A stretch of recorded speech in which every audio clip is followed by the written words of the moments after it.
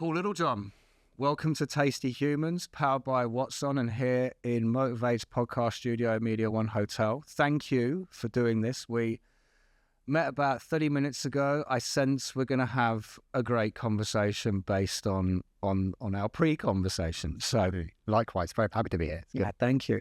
So just, explain who you are, a little bit about yourself, what you're up to and what you're about. Absolutely. So, as you said, my name is Paul. I've been in Dubai now for 10 years. I moved here in 2014 to come and work with the Emirates Group. Before that, I spent about 20 years as a fighter pilot with the Royal Airforce, a short period of time working for the US Marine Corps in Fightertown, USA in California, and a very brief stint as a management consultant when I left the military. And so my time in Dubai was been through a number of jobs with Emirates Group, ending up as divisional vice president, running about 10,000 people at the airport. Then I left to join a travel and tourism company, which I did for about 2 years, and then essentially thought, I've done a lot. I've got a lot of things that I know how to do. It's been successful in business. I want to see if I can make it go at becoming a businessman. So I'm now in about my 4th or 5th career iteration, setting up Wingman Executive, which is all new, another yet again out of my comfort zone. And that's what I'm currently doing for work.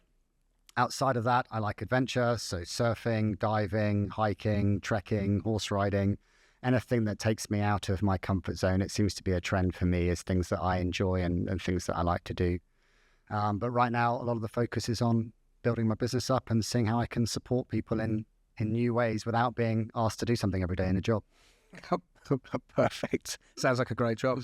What, I suppose, going right back to the beginning then, like, what convinced you to go into the RAF? What was the desire to do it? And let's start there.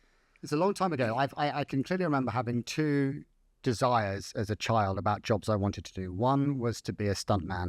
I don't know if you remember Lee Majors and the Fall Guy. Of course. They just produced a movie, and I haven't got the heart to go and see it yet because I don't know if it will be any good. But it was Lee Majors and the Fall Guy jumping off stuff, or it was going to join the military, rather ambiguously with that one there. My father was in the army. He was a Lance Corporal in the army, Royal Electrical Mechanical Engineers, and I think there was a distinct desire for me not to join the army. Couple of reasons. One, my mother didn't want me going to Northern Ireland as there was the troubles at the time. And 2, my father used to build trenches and watch fighter pilots fly over the top of them and disrupt them all, and thought he should be doing that. He shouldn't be doing this. So he really supported me so much. And at 15 years old, maybe even before that, walking me to the careers office for the RAF in Southampton and saying he wants to be a pilot. And so that's where it started. And looking back now is that without that kind of support, I'd never have had the internal motivation to go and do it. So phenomenal.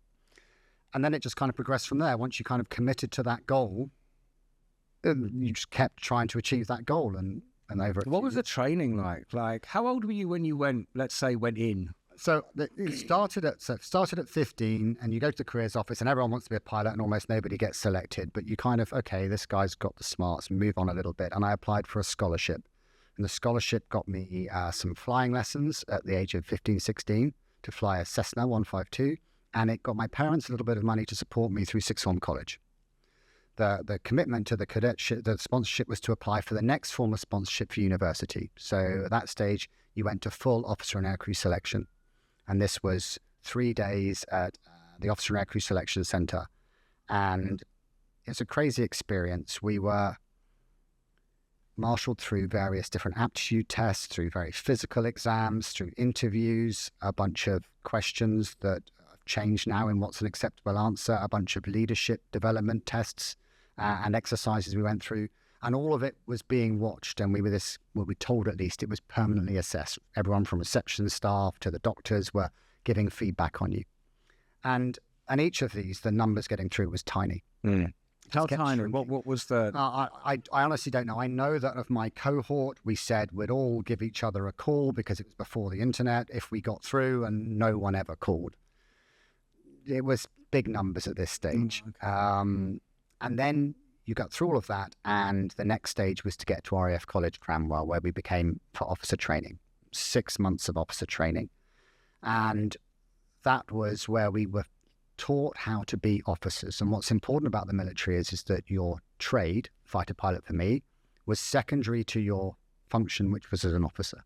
At a very young age. From the very beginning. Yeah. So yes, and I talk about this a lot with leadership stuff, is that, in fact, we kind of alluded to it a second ago, is that I was commissioned as an officer at 21 years old.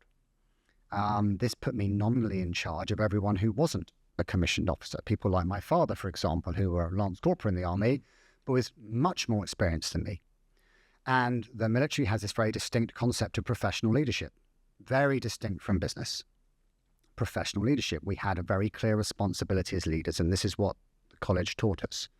I sum it up in three ways, really. Set direction, decide. Left or right, forward, backwards. Where are we going, boss? Take accountability for that decision. Only you. Can't blame anyone else. You're in charge. And then support your team to deliver whatever you've asked them to do. I didn't need technical expertise. That's what I had all the experts for. So 6 months of Cranwell was physical fitness. It's where I learned that it pays to be a winner. I was in the A Stream fitness team, and we'd go out, we'd do our run, we'd come back, and then we'd see the C Stream kids, all being young men then and young women, all being beasted to get fitter. And we'd like, had night, do our thing. So yeah, it pays to be at the front, and you can just chill So out. you were fit as a youngster? Yeah, absolutely. So when you went in, it wasn't as much as Not at all. It was one of the things over that, the kind of my childhood, my father took me to everything. Very supportive. I did martial arts, I did cross-country running, I did middle distance, I did soccer, I did rugby, all of the sports, go and have a go at those. So I was very fortunate when I started this journey, I was quite fit. And therefore, you kind of surpassed the minimum standards. We went and did things that were enjoyable for the sports times, and all the kids that needed to cross the obstacle course, yeah, they were out there being beasted. And then we were taught how to introduce ourselves, how to write a letter, how to eat properly, how the cutlery worked. And one of the things that I take from that 6 months at Cranwell that I can talk to you about is that I wasn't born a fighter pilot. I wasn't born a leader. This isn't innate skills and qualities. I was taught. I was trained how to be a British officer. It isn't something that you have to magically go to Eton and just get born into. And it's the same way for the leadership. We were taught how to be officers. We were taught how to lead. We were taught why we lead. We were taught the qualities of leadership. And it's all entirely teachable. I was nothing special. Kid from South Coast, council house, 2 up, 2 down. Father was working class, middle class, lower middle class. Mother was a housewife. There was nothing special about this that defined me as he must be an officer and a single-seat fighter pilot. That was all developed and trained by the military. So 6 months of Cranwell, and then off into the training pipeline. And basically the training was the same, just increasingly faster aeroplanes. So you start off on like a Bulldog at university, then you move to the Tucano, which is a jet prop, so it's got a propeller at the front. And you essentially go through the same syllabus of fundamental flying, handling the aircraft in the various domains, navigation with a bit of targets, and then you go from 120 knots to 240 knots to 480 knots across the 3 types of airplane. And of course, at each time, your decision space gets reduced, the consequence of error increases, and the overall complexity just keeps scaling up. So what was the single seat jet that you flew? In the RAF, it was a Jaguar. So as I came through the training system, there was 3 fast jets. There was the Harrier single seat jump jet that you know of, the Jaguar, and then the Tornado in 2 versions, the Tornado ground attack version and the Tornado fighter version. Frankly, none of those 4 aircraft should have been around as we crossed into the 21st century, but there we go, that's what we had. Okay. And of course, the single-seat variants, the Harrier and the Jaguar, they were considered to be the most challenging because you had to do everything yourself. And the Harrier, particularly from a pure processing capability, was very, very demanding. This transition from vertical flight to horizontal flight, was very demanding. And so the kind of best guys went the Harriers. Have you flown it? No, never. Okay. And then through the Tornado and then the F3. And that process was, again, like everything in life, it wasn't purely meritocratic. How many slots were available, and so on and so forth. But either way, whichever aircraft you got to fly, it was fantastic. And so I joined the Jaguar, and then in early 2001, I was deployed to Coltishall in Norfolk to go and do my operational conversion unit, OCU. And this then became the hardest for me. This is where up until that point, training had been hard, and it was exceptionally hard. And the feeling is that at the end of every day, the best thing that could happen was you got to struggle again tomorrow. Mm-hmm. The worst thing that could happen was you lost your dream. Okay, An incredibly demanding cycle of pains. You can do this again tomorrow, but if I don't do this tomorrow, I lose everything. And then when I got to the operational conversion unit this year, that's when I found it the most challenging. The Jaguar aircraft was old, it was analog, it was difficult to fly, and we were now on the cusp of frontline. And what year was this? It's 2001.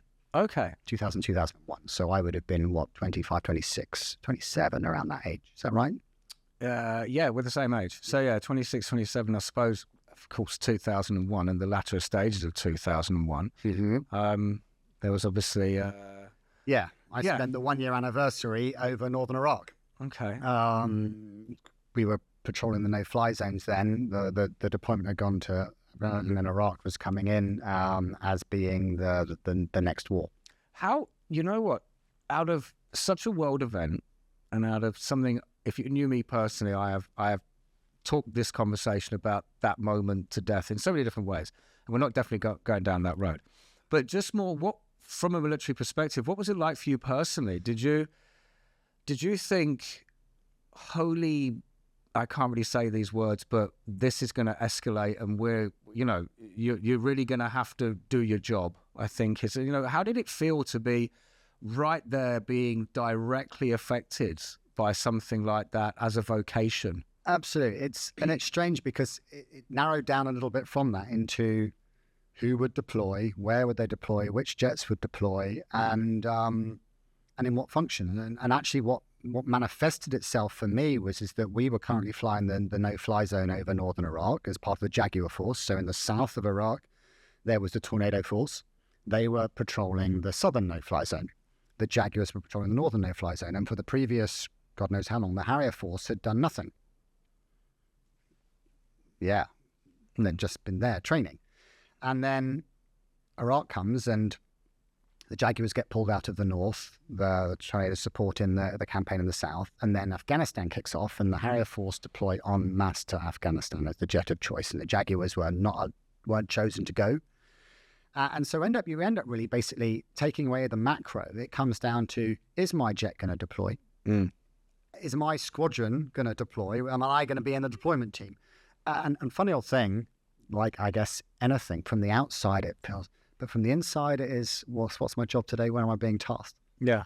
And what happened is that we weren't. The Jaguars, basically the Gulf War II and Afghanistan were essentially the end of the Jaguar force because the jet wasn't deployed and it was clearly at the end of its useful life. And so shortly after that, so we get into 2008, 9, 10, I'm guessing. I'd left by then. The Jaguar Force in 2007, I think Jaguar Force shut down completely. Okay.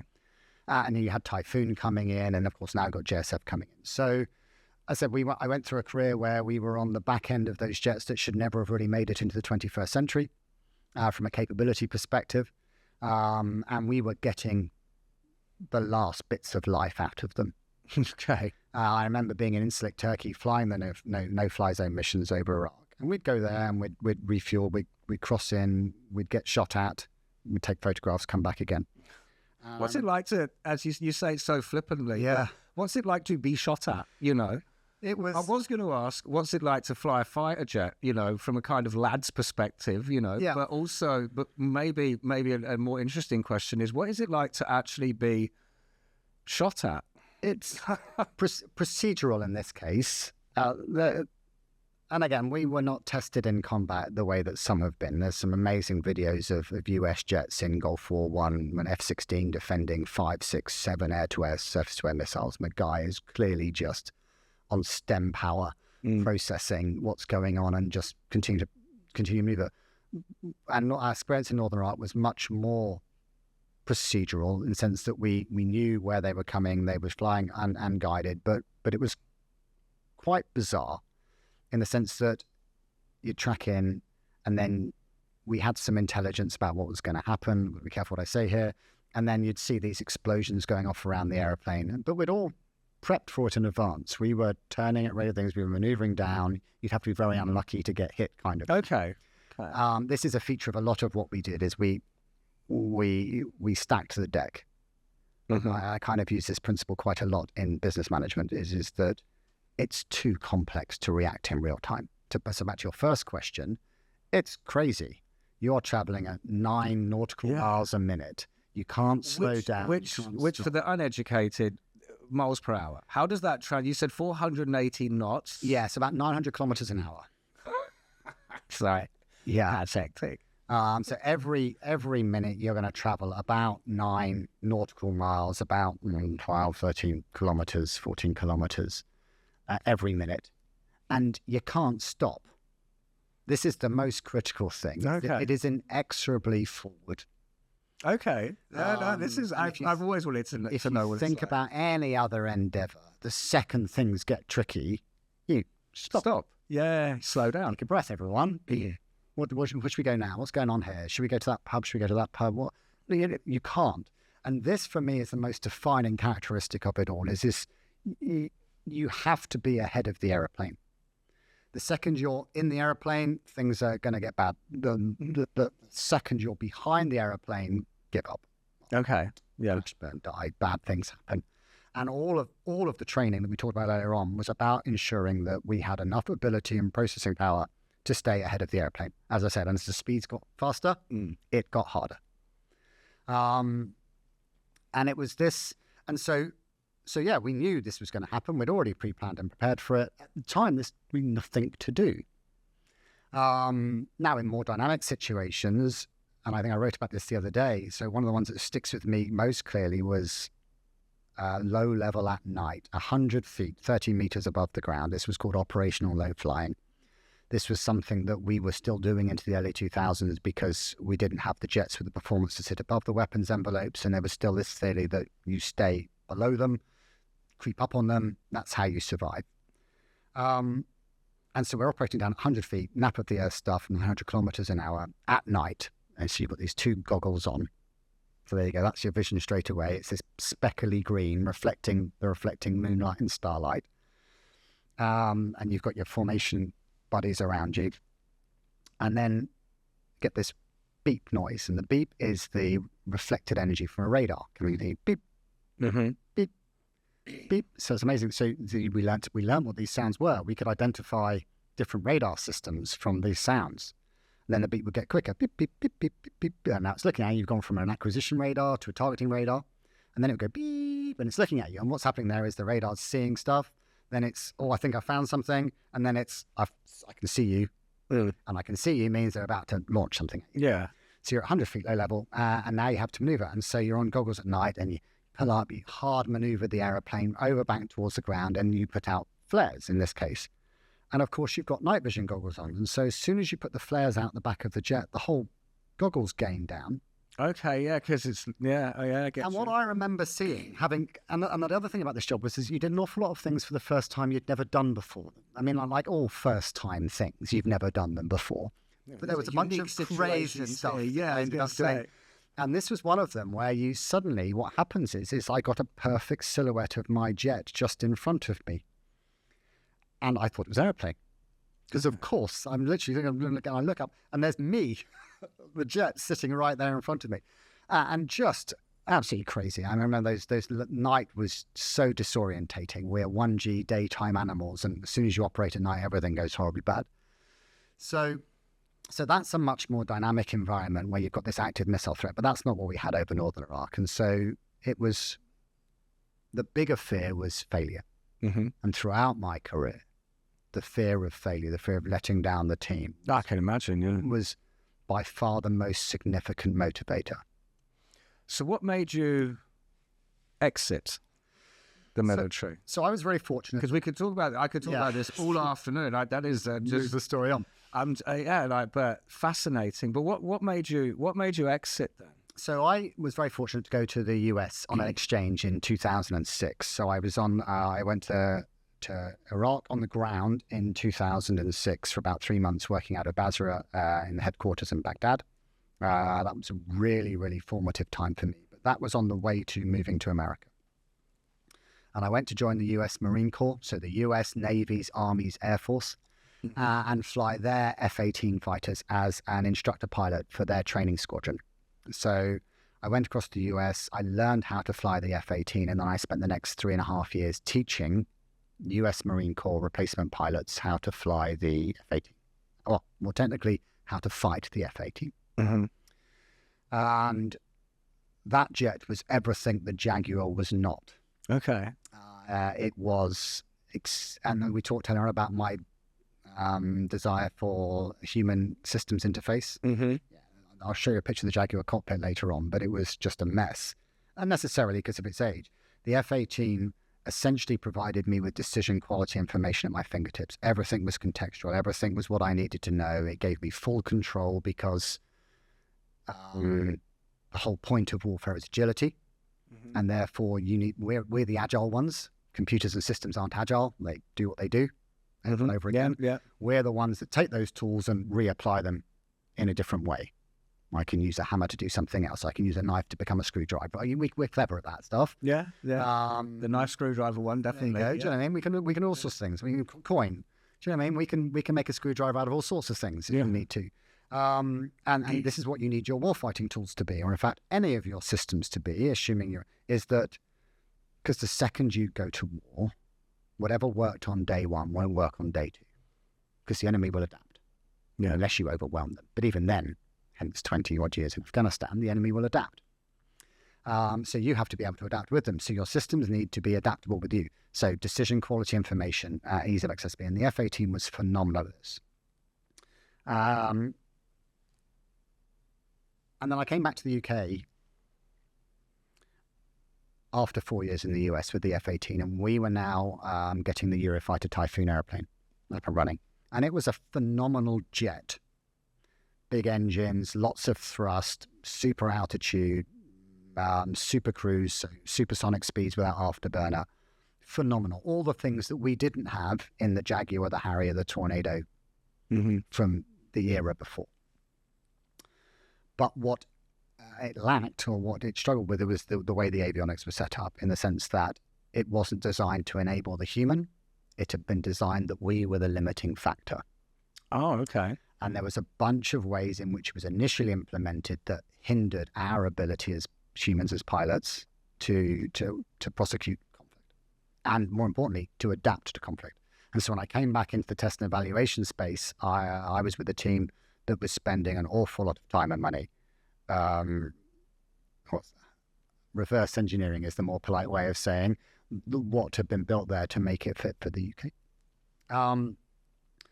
And then essentially I looked to the future, and I've used this framework a lot, as I looked to the future of my career, and I kind of could see what it looked like. It was hopefully 1-star, 2-star reach, but it was increasingly moving up this career ladder, doing a business management job, essentially, to get closer and closer to government, which seemed to me to be the motivation for people, was, hang around and go to Cobra meetings and stuff like this. Okay. And I felt that I'd done all the fun stuff. That didn't excite and inspire me. And so compared to what you've just said, I get that. Yeah. And I just went, let's do something else. And some of it was just the pure joy of flying that jet in the US, and the nature of working with the US Marine Corps are phenomenal. And it was just that just didn't excite me. That future didn't excite me when I came back. And especially having then spent that time working so hard just to make something acceptable again. I'd done my first half of the career with our old jets. I'd had to work my socks off to show up. All of us did. The jets weren't good enough. I kind of came back and found myself back in the same boat again, working our socks off just to make the jet good enough. And they've done a good job, and the F-35's come in now and everything else, but it just wasn't me. So really, without any options, I just went, let's go and do something else. And I had about 22 months from when I decided and said, I don't want to get promoted, I don't want to go and do anything else, I'm going to leave at the end of my commission, to when I finally left, I had exactly one job offer. Okay. None at all, because trying to communicate the value of fast jet pilot into a world that I didn't understand and that people hire based on what you've been doing for the last 10 years. Yeah. I'd struggled. So I was going to ask, how was it exiting? Yeah, It must have been tough. challenging. But I was very lucky. I was referenced by somebody else who'd left into a management consulting firm in London.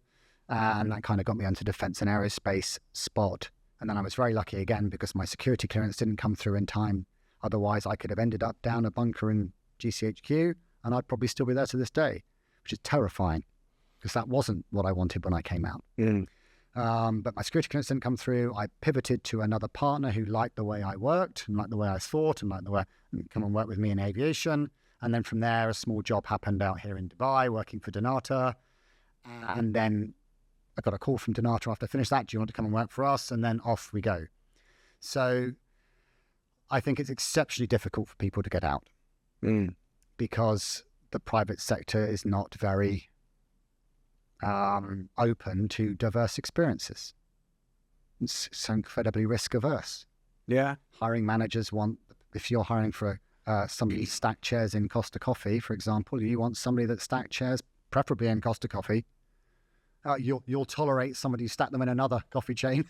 Yeah. But anything else than that, People hire its experience. yeah, You know. it's minimum risk, and so it's really challenging. And I hear this debate a lot still to this day. But coming out of the military, really challenging to go. Do I tell people?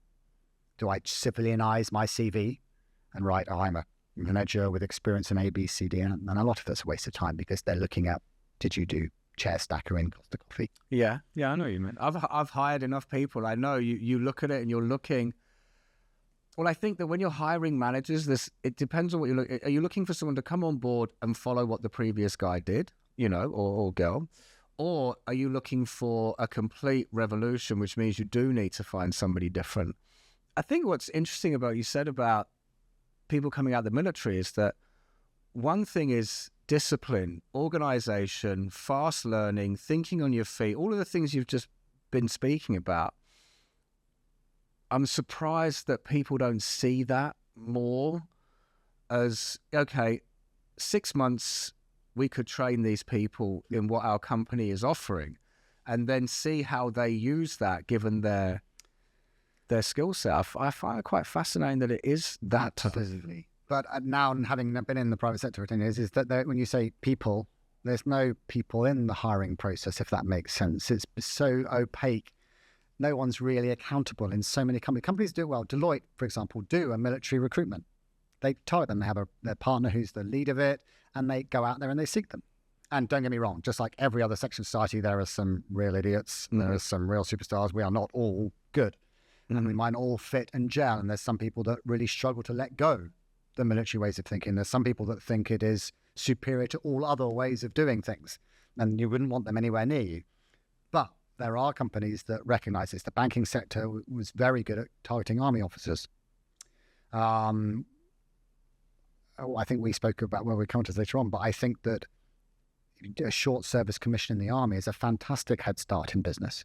Well, I was wondering how I was going to get that in. So let's just get it there in now. Which is, Rishi Sunak announces that military service should be brought back and would like to introduce it now. I grew up, I'd say past the age of 10 years old. I would have been 10 years old in 86. And I definitely had a dad that was going, I'd do you some good, couple of years in the army, this sort of thing. And listening to you talk about it and the way the world is now, I can't say I disagree with that. Like, what's your view on it? So the top layer, it's clearly a pantomime to apply to just the same people that were telling you this 30 years ago. That's who it's for. That, from a military perspective, absolutely not. We do not need, this is not the First World War. We are not throwing bodies at a front line. And do you know what I mean? We've digitized, we've automated. Yeah, you don't need the numbers. We don't need the numbers. Second World War, we're still 80% horse and cart. Do you know, that's not how we operate anymore. A, the forces are tiny in comparison. And B, they're incredibly technical. And if you've taken anything from what I've said, I'd hope it would be things around professionalism and... Yes, 100%. This is the point. Where you don't just induct people. So this idea that you bring people, this idea that you bring people into any kind of military service in a professional warfighting organization that has got relationships with other professional organizations is nonsensical to me. I think if you are of the desire, then it's a wonderful career choice, and not an 18-year. My full-time commission was 16 years, not a 16-year commitment, because leaving anything at 38 years old and starting something new is challenging. Yeah, sure. But if you go into a job like an army officer, you can do a shorter commission, 6 or 8 years. I'm not sure exactly what the details are today, but very much university degree, 5 to 6, 7, 8 years. You're in your mid-20s. And in that period of time, you have built an understanding of leadership, an understanding of planning, processing and strategy, understanding of tactics, some of the discipline elements that are in there.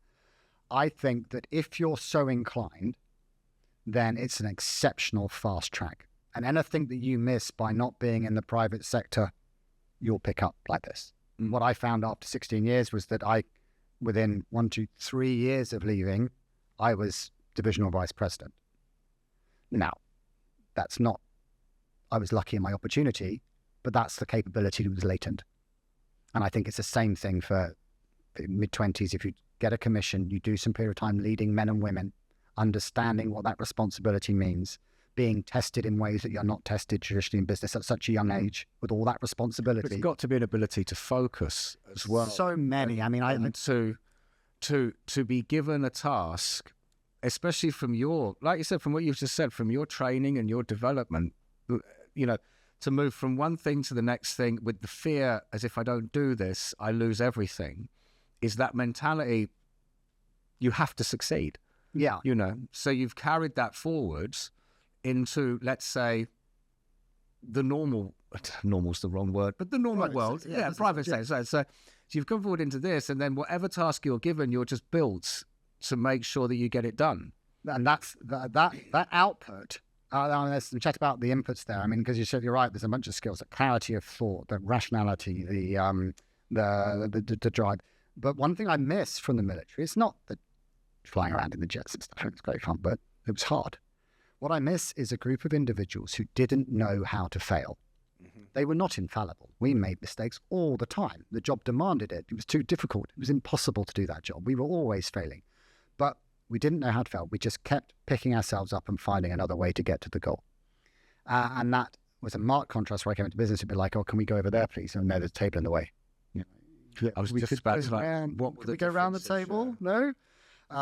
It was this didn't know how to fail. The Marine Corps, I actually remember saying for it, improvise, adapt, overcome. Yeah. I've heard that before. It was just built into us. And you just brought it up there from a different perspective, and it's very true.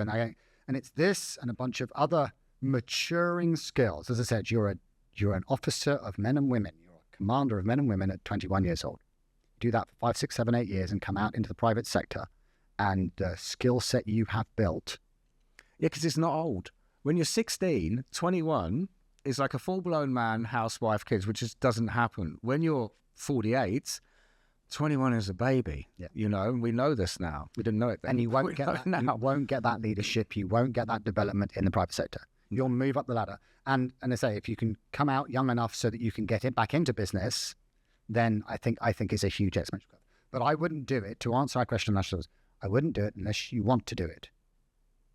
I'd be very happy for my daughter to go and do it, but if she doesn't want to, I'm not going to join the army. Go in the military. Because it will break you. That pressure we talked about, those demands physically and mentally, if you don't want to do it. Yeah. Well, it is the military. People do it as a waste of time. It's not supposed to be prison. It's not supposed to be punishment. And I think that's the inevitable consequence of forcing this, even for people that might be well suited to it.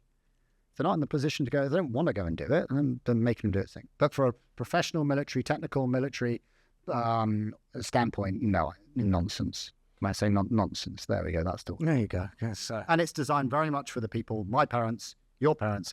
That's who it's. Yeah, as a way of saying, elect me, and we'll put more discipline into the kids coming out. That demographic who remembers people who fought in the Second World War, when maybe this was a good idea. That's how far away we are from reality. Perfect. Good. No, do you know what? And I'd say what I think is awesome is because, we come from vastly different backgrounds, and that was a throwaway line said by the Prime Minister of the UK, which hasn't been around for however many, 50, 60 years, stuff like that. It's just very, very, I don't meet a lot of people like you. So it's great to actually ask that question and get that answer. So you now go to Emirates, is that right? Yeah, so I was very lucky. I did this 3-month piece of work to reorganize their operations, the ground handling operation. And I got back into the UK and I got a phone call from one of the SVPs, good friend of mine now, Nick Moore. He said, do you want to come and deliver the piece of work you did? And I didn't know this at the time, but one of the first rules of consulting is never follow your work. Okay. It's very easy to go into a company, do 3 months and say, you'll save 25 million if you do these 10 things. Actually delivering those things and delivering 25 million is a much harder task. And no consultant wants to do that. Because you might want to tell you what to do. There you go. There you go. So there was me. Perfect job. Naive. And this is one of the things I think that's true about me throughout all of my business careers. I've been exceptionally naive. The military was exceptionally supportive and clear and transparent. And we knew what we were doing. At least bits I was involved in over my 18 years. Business is not like that. So I'm still, to this day, very naive, I think. But at the time, very naive. It's like, yeah, wonderful. I mean, I love being out in Dubai, and it turned out to be a fantastic opportunity for me to jump within 12 months into a big corporate environment and have the opportunity to showcase what I could do, which was deliver stuff, get stuff done. And I end up on the ground in Dubai with about 15 gnarly, experienced ground handling professionals across all the domains who, and I've got to put this plan into action. And I had no idea what I was doing. So I did what I know how to do, which was get a group of people together, align them on what we were trying to achieve, set the kind of conditions the way we would do it, and leverage their skills and experience to make it real. And for my credibility, fear of failure comes in again. It's that I'd spend my kind of 8.5 hours at work doing various workshops, planning sessions and so on. And then I'd spend 3-4 hours in the evening with a shisha and a Moroccan tea, Googling project management, because while I knew what to do, I didn't know the way it was called. And this has been a feature through all of this. So then I come in the next day and go, well, as you all know, the next thing we need to do is a RACI map, which I'd Googled last night. But of course, your ability to go, okay, I see what you're saying here. A lot of this is, and to this day, a lot of just learning the terminologies. Yeah, a lot of this day is what I'm doing is taking stuff that we did inherently, organically, and then internalized over 30 odd years and going, oh, someone's built a framework for this at one point that everyone uses. Oh, this is agile, this is Kaizen or whatever. And we didn't know any of this, which is good best practice to get stuff done. So yeah, so I'd come in and that project was exciting because we got a group of people to deliver something. We delivered about 80% of the benefits over 18 months. It was phenomenal. And it was through that same sort of skill set of getting these guys to understand what they are. And when we had conflict, it was like, well, look, we've got to do something. We can't sit here and argue. So, and then we get people that right towards the end have a bright idea. And some other principles came in, which is, okay, it's a good idea. Well, I'm sitting and listening to you and I can't think of anything wrong with it. But the work we've done, we've spent 3 months red teaming, planning, thinking for contingency coming up with. While on the face of your good idea, it sounds great, we haven't done all that work. And this isn't broken. This is just going to make it a bit better. So no, we're not going to do that. So it was good rational reasons for stopping all the random voices in a room of 15 people that have all got ideas and all wanted to go their way. Was, look, this pragmatism of being in the military, being perfect is not the objective. Do you know what I mean? And making sure something's achievable is much more. And so don't take risk. Does this is good enough is good enough? Is what we've got good enough? Yeah, and we've done loads of work on it. Is your idea maybe slightly better? Yeah. But have I done the work to, what do I not know is going to happen when I start spearing off in this direction now? And that's where all the bad stuff happens in a fighter jet. Okay. When you suddenly go off piste, so to speak. Yeah. Again, and so those principles live with me to this day. Is it's like, I've done the work and this gets me to where I want to go. Could it be a bit better? Yeah. And so I'll give you an example. Was this weekend, I was shopping. I was going to cook roast beef with my daughter, sorry. We like cooking roast beef together. And there's Spinneys in Amsterdam that I always go to. And for whatever reason, and I knew it was a bad idea as I was doing it, I was like, well, let's not go to Spinney's. It's a long drive. Let's go to somewhere more local. But I didn't know a more local one. Yeah. So I go to the local one that doesn't have roast beef. Then I try and find the Waitrose in Dubai Mall, and it doesn't have it. And by this time, we've spent twice as long as it would have taken us to go to Spinney's.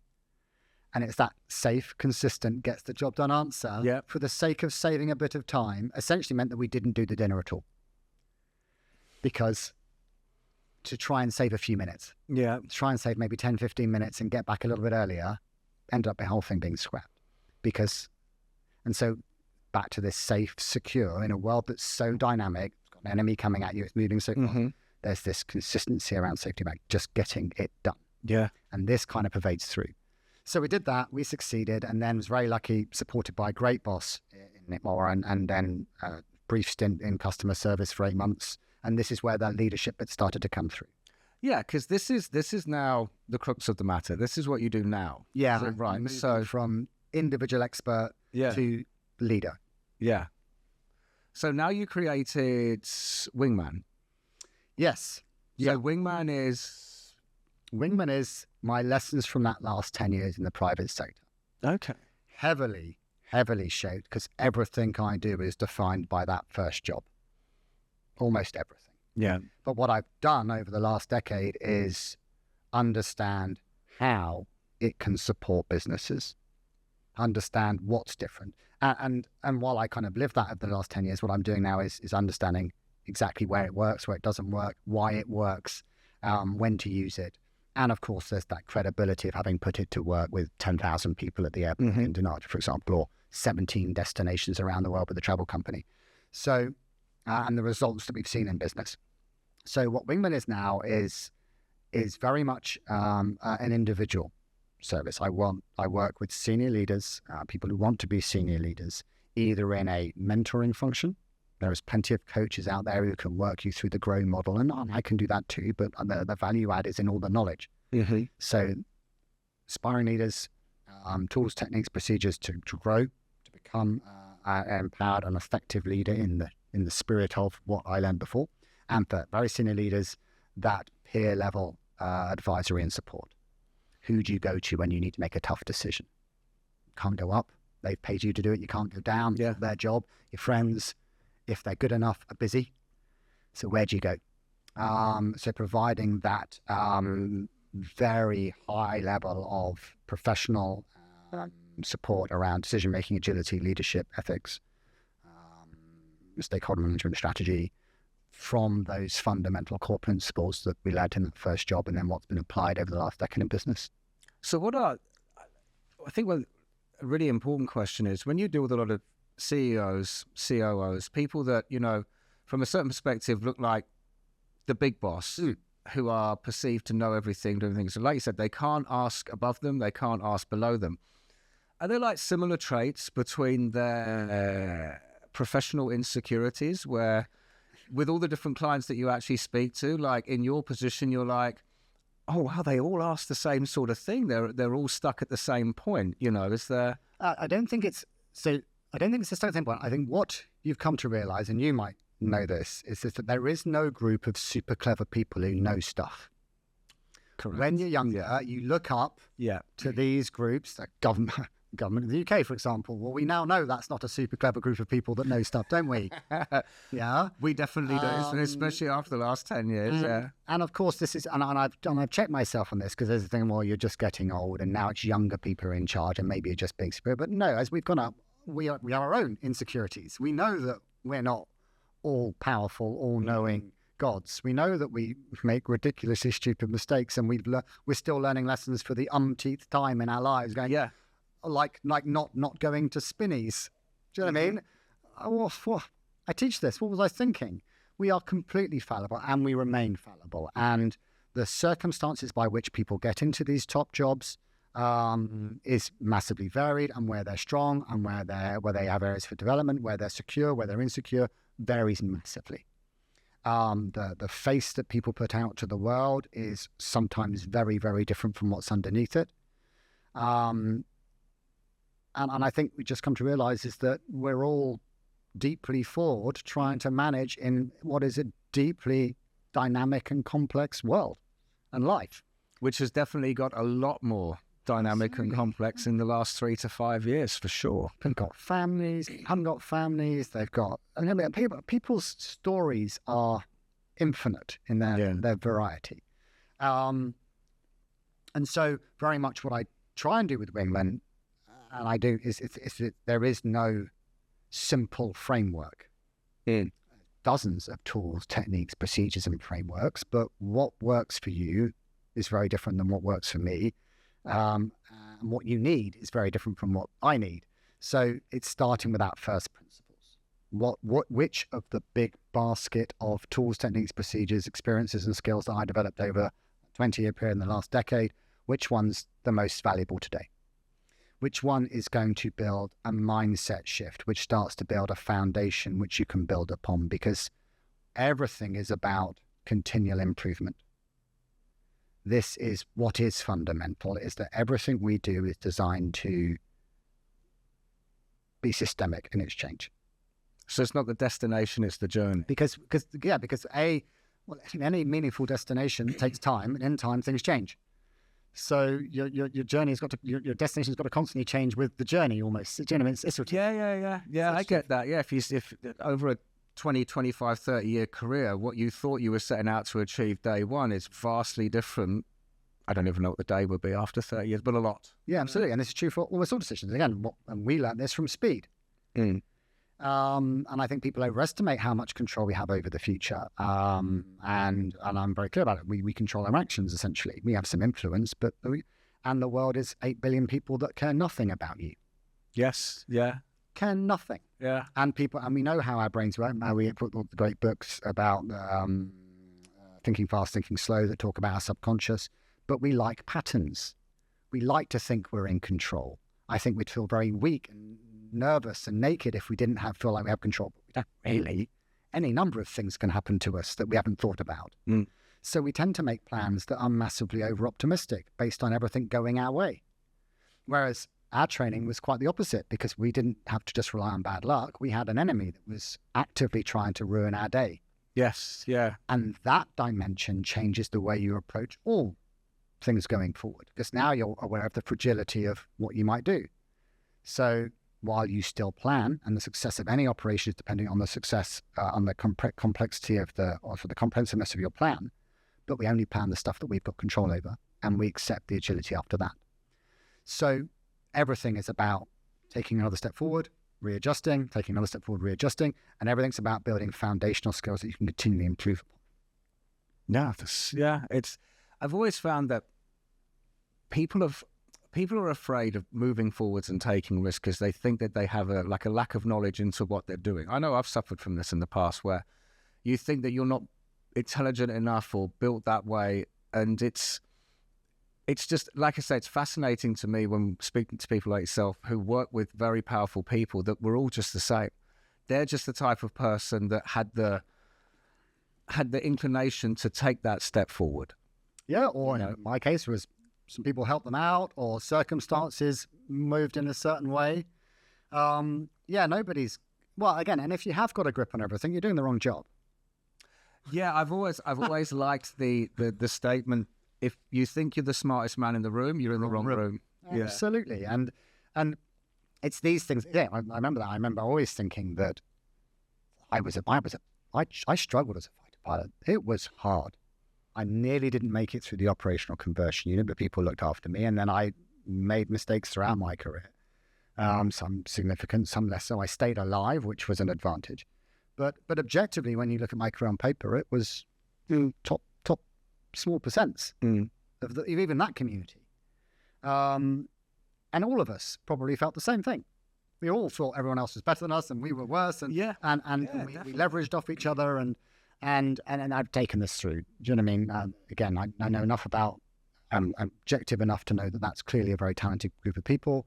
And we had all our own insecurities and challenges and things that we screwed up and personal failures. And what was the thing? This desire to keep getting better, the desire to keep improving, the desire to reflect and be self-aware. And I think that's probably what you see for most of people that have worked their way up to these top positions. Okay. That's very interesting. It's this, how do I keep getting better? So there's the constant desire to improves them, improves their business, improves their life. It kind of that makes very logical, obvious sense.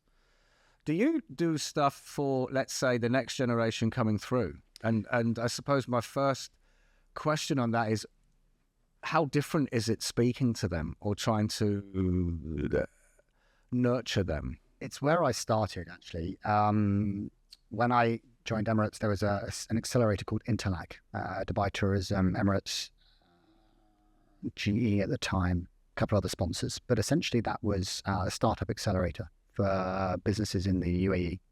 And I was there as a mentor, as a catalyst, as an advisor, and I'd go and chat with these guys about their business plans and their business ideas and how to present. And I was always the risk-adverse old guy in the room. And I'm quite frank about this. This is the other thing that I think is really important, is just be who you are and say who you are, and people might find your tribe, sort of thing. But they had all these dreams and ideas. They were 23. In fact, one of my mentors today is one of the people I mentored when he was 23 in Intel 6, 7, 8 years ago, as he was starting a small business with his friends. And they've got time and they've got dreams and everything's possible. And there's you going, yeah, but what about this and what about that and how doesn't that work? And I found it to be exceptionally exhilarating for me. Clearly, there was pearls of wisdom in the advice I was trying to give them, from how to approach things, the way other people are going to look at your idea. You're going to need to shore up the justification for that. Yeah. What's your actual plan to get from here to here? Because a lot of that feels like hope. But by the same token, what I was getting back in return was this, let's just go and do it, yeah? Let's go and act. Let's get out there in the world and see what goes on. And of course, coming from a startup mentality. And it was exceptionally exhilarating. And I think what we're going to see, and I talked about this the other day, is I think we're going to see that unless work becomes more appealing, we asked in the elevator about Gemsy. Look, we're all humans. There's no fundamental reason they're different from us. In fact, in almost every measurable way, they're probably smarter, healthier, and everything else than us, just because of pure time and the fact that humans are getting taller, better, clever, and everything else. They have a lot more information as well about and then how to be taller, faster, healthier. There you go. And so now you've got, what's the system they've grown up in compared to our system or the millennial system? And their system is, for many in the Western world, it isn't working for them. Do you know what I mean? They can't get a house. Yeah. They've got massive debts to go to school. I was sponsored at university, but still, you could go to university relatively cheap when we were doing it. You just can't do that now. Yeah. The country's in an objectively worse state than it was in 85. Yeah, for sure. 75. Okay, the world's full of challenges, as it was back then. I don't think we should overestimate the fact that we lived in a challenge-free world back then. We didn't, but for the generation. So why would they participate in the same way? When you and I were coming out of school, there were still jobs for life. There were still people. Yeah. And we were on the cusp of, well, that's not true anymore. You can have several jobs. And then we probably going through, actually, it's good to jump jobs because that's the only way you get paid more, because the guys don't 10% every year or something.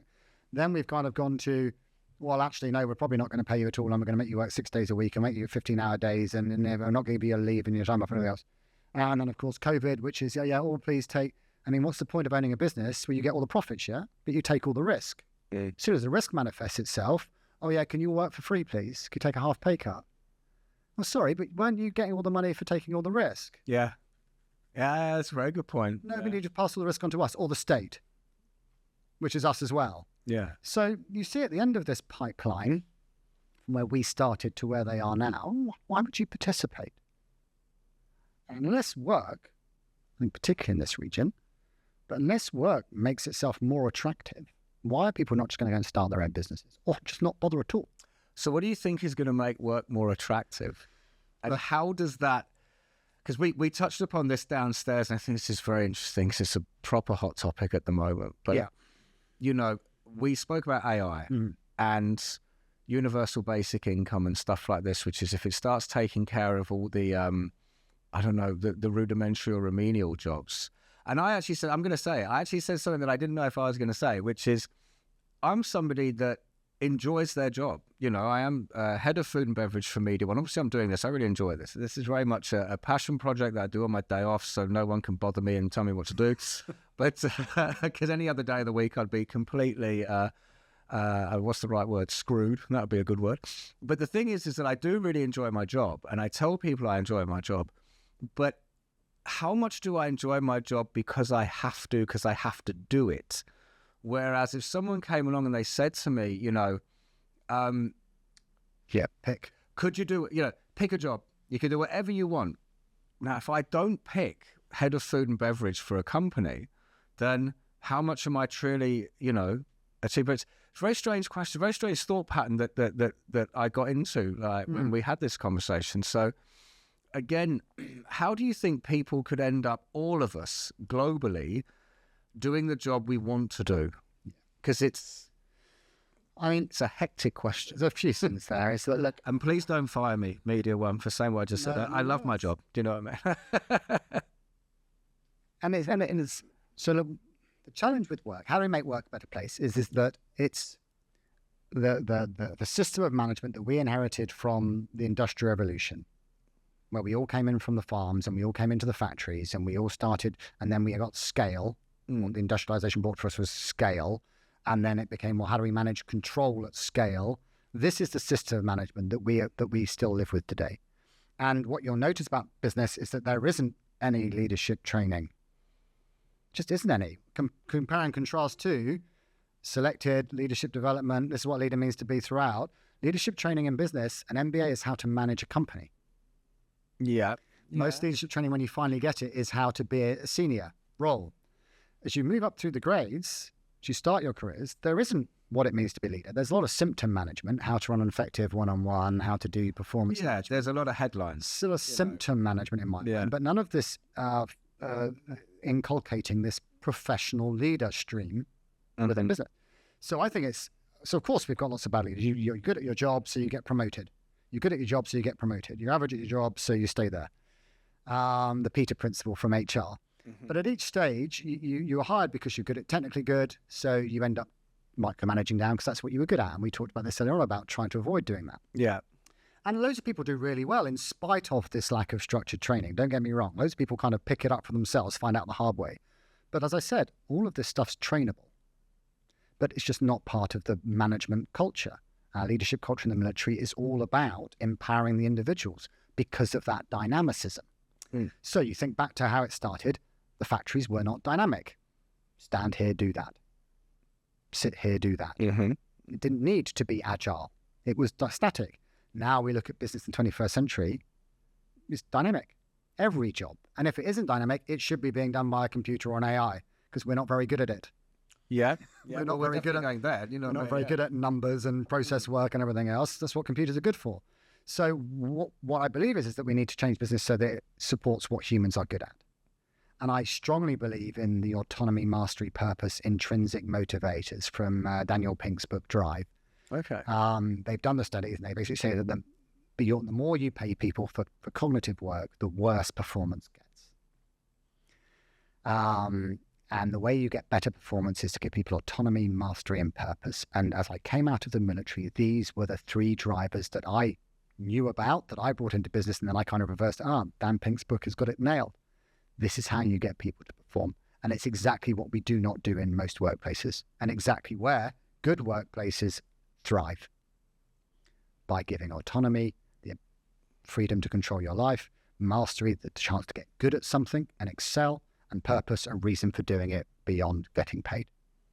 Why don't we do it, in your opinion, from what you've seen? Because of the legacy of the industrial management system, the one that we've watched our forebears do and we've learned from because there is no training, is control. Do you think a lot of leaders are afraid to give the autonomy to their teams because they are, they're scared that someone will have a better idea? Somebody will essentially show them up and they can't. And this is where this micromanagement comes in and this control management comes in, where it's do as I say and sort of authoritarian leadership, which is something I've never believed in. But I think it is when you look at the world as it is today and go, let's start now. Because unfortunately, people have been promoted beyond their level of competence. And again, the Peter principle kind of says that everyone is promoted to their level of incompetence. Yeah. Otherwise, you'd keep being promoted. Quite like that, yeah, their level of... yeah, it's a framework, it's a symbol, but because you're good at your job, you get promoted. You're good at your job, get promoted. You don't get promoted. What does that mean? Well, it means you're not good at your job anymore. The last time you were really good at your job was the grade below. Yeah.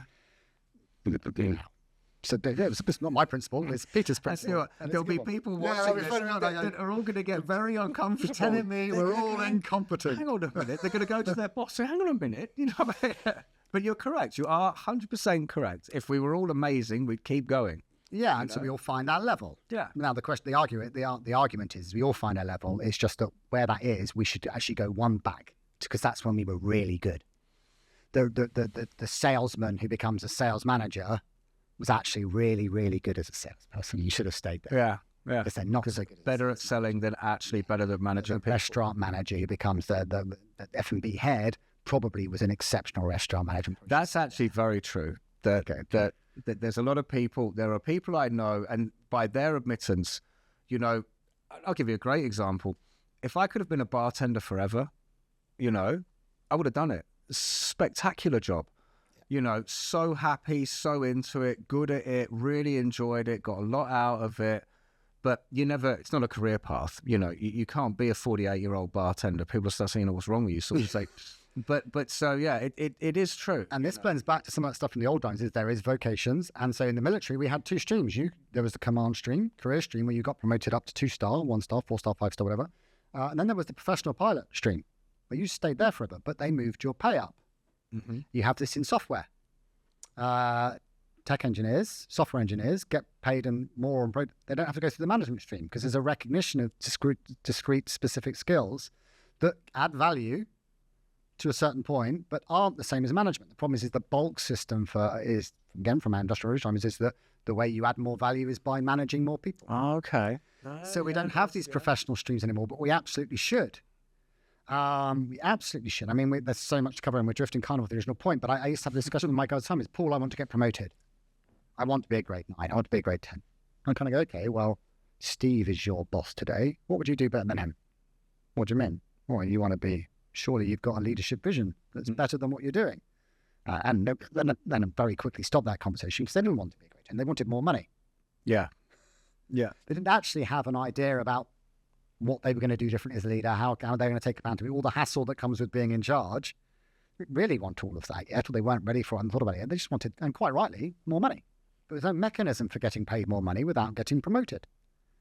So again, there's a whole number of reasons. We funnel people through this promotion system without giving them any training, without telling them how to do the job differently. What your restaurant manager should do is go through a training course of what does it mean to be not a restaurant manager anymore. Yeah, what are you getting yourself into training? Yeah, absolutely. and how are you going to deal with the restaurant manager who follows you? Because it's not going to be tell them how you did it, I hope. Is it, please, God, don't do that. Yeah, I know, 100%, you know, because that's kind of what you want in order for it to evolve. There you go. But what happens? We don't do that. We just make them, and then we expect them to grasp what it means to be a restaurant manager.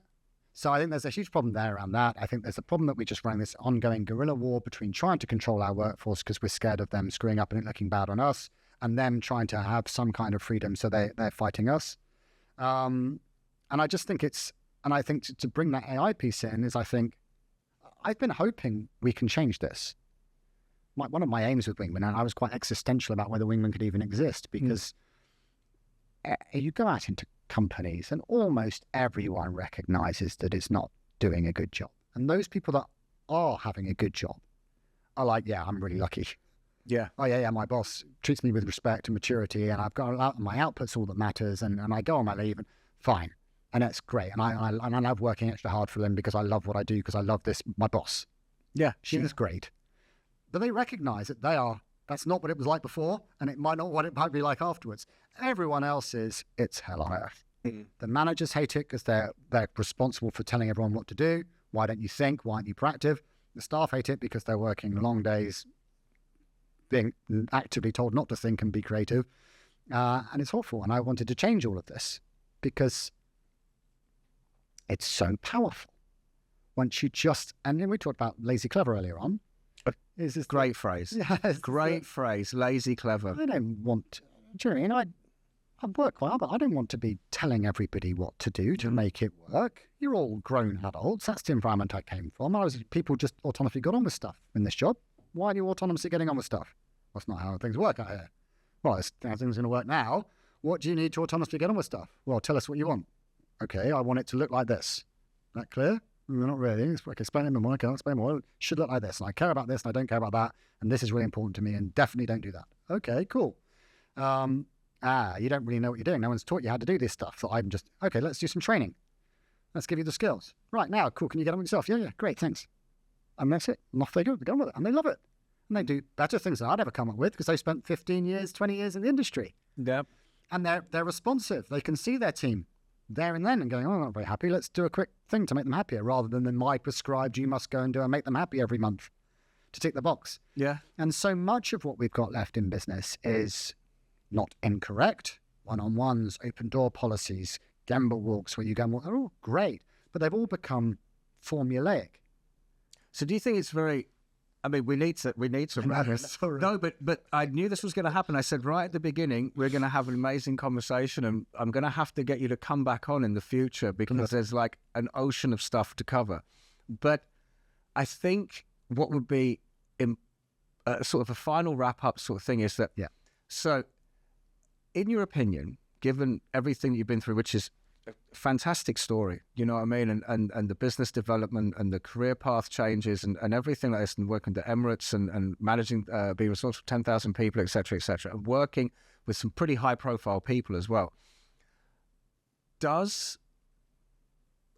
When you talk about one-to-ones and appraisals and our current generation's way of working, do the new guys coming through, you know, the 20 to 25-year-olds, do they need something different? Do we need to be... So because I'm in the position, so it's almost like I'm always asking you for advice, you know what I mean? Which is great because it doesn't cost me anything. Right, but no, the thing is that do we need to seriously look at how we are communicating to these, the younger generation coming through? Because I need to understand how to talk to a 20-year-old. Yes, absolutely. They have grown up in a different system from us with different expectations, a different history. Their history is the 90s and early 2000s. Yeah. Never known a world without the internet or mobile phone. Absolutely. And their expectations are different, and quite rightly so. You've changed your expectations over 40 years. Why haven't the generations... Well, yeah, I didn't want to go down a coal mine. There you go. Know what I mean? Yeah, which was what my dad used to throw at me about my granddad. There we go. And if you've seen this, we can find newspaper articles for the last 200 years, 100 years of saying that the next generation's rubbish and doesn't want to work and they're lazy. It's nonsense. Yeah? They do think different. They've had a different exposure to life. They've got a different way of accessing knowledge, information. They've got a different way of engaging with each other and speaking to each other. And I think if we just blindly pretend that our way's best, well, it's just demonstrably wrong. And remember, back to what does it mean to be a leader? We have to decide where we're going and what does good look like. We have to take accountability for that decision and the execution. And then all we have to do is support our team at getting there. They're the ones that are going to get us there. So if we answer it from that perspective, just from the framework, is that, well, what do you need to do to support your team? And it's going to vary with different experiences, different individuals, let alone different experiences. And all your job as a leader is to do is that what do they need to help us get to where we want to go? And I think you said earlier on we were chatting is that if you were setting up a nightclub, where you want to go would also be informed by maybe younger people or client base there. And you do that quite freely. Yeah. So why wouldn't the support be done in the same way? Yeah. This is a great way to, because we could just talk, and we probably will. But look, fantastic and great to actually have this conversation. And what a great career you've had, you know. But I'm definitely going to get you to come back on. My pleasure. So, Paul, thank you so much. Thank you. And yeah, amazing.